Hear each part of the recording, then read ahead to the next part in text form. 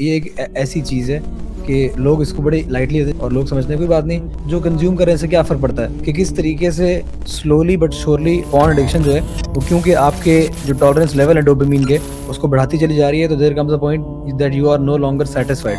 You have to stop because your lord has told you to stop. This is not worthwhile. ये एक बात मोमिन को ज़ेब नहीं देती है जिन आंखों से अल्लाह के कलाम को पढ़ता है, ठीक है, उन आंखों से जो है वो उन चीज़ों को देखे जो अल्लाह ताला ने परमिट नहीं की है। ये उस तोहफे की बेहुरमती है जो अल्लाह ताला ने आपको आंखों की सूरत में दी है।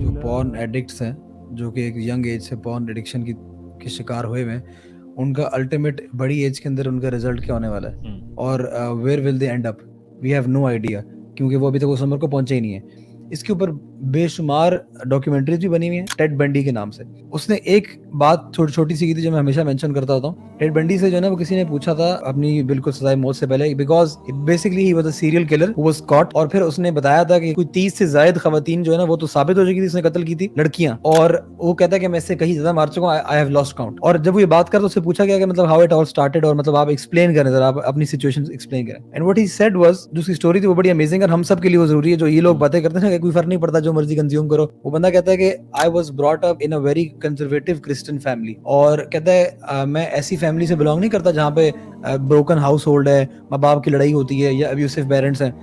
बड़ी अच्छी फैमिली, प्यार करने वाले माँ बाप और ख्याल रखने वाले कि गलत काम में ना पड़ जाएं बच्चे, और बड़ी तवज्जो देने वाले माँ बाप। कहता है एक यंग एज से जो ना I was expose to pornography, ठीक है, और उसके बाद जब मैं एक्सपोज हुआ एक मरतबा तो मैंने कहा चल इससे बाद नेक्स्ट स्टेप, फिर इस तरह की देखते हैं, फिर ये देखते हैं, फिर ये देखते हैं, ये देखते हैं।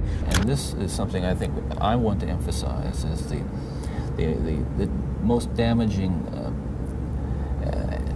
kinds of pornography. And again, I'm talking from personal experience, hard, real personal experience. The most damaging kinds of pornography are those that involve violence and sexual violence. Because the wedding of those two forces, as I know only too well, brings about behavior that is just too terrible to describe. वो करते करते tolerance level इतना ज्यादा बढ़ गया, ठीक है, अब मेरा जो डोपामिन लेवल है, अब मैं सेटिस्फाई नहीं हो रहा, I had to do something. अब वो सेटिस्फेक्शन को पूरा करने के लिए मैं कहाँ से पूरा करूँ, लड़की तो नहीं मिलेगी मुझे इस तरह। तो कहते क्या कर किया मैंने एक लड़की को अगवा किया, उससे सारी अपनी फैंटेसीज पूरी की, और जब अब मैंने कहा अब क्या करूँ, अब उसको मारना पड़ा मुझे, और फिर अगली लड़की को पकड़ा, फिर उससे कोई और फैंटेसी पूरी की, फिर उसको मारा, फिर एक और को पकड़ा, करते करते करते करते वो कहता है कि मैं एक सीरियल किलर बन गया और मैं आज आपके सामने now I am standing on death row. तो ये जो लोग बात करते हैं ना कि कुछ फर्क नहीं पड़ता, तो वो भी बंदा बता रहा है कि मेरा बड़ा अच्छा हंसता गाता, और सिर्फ मैंने ये गलती क्या की, मैंने पॉर्न को जो है वो मासूम समझ रही था, इनोसेंट, एक छोटा सा इनोसेंट इंडिविजुअल, छोटा सा एक प्राइवेट गुनाह समझ रही था।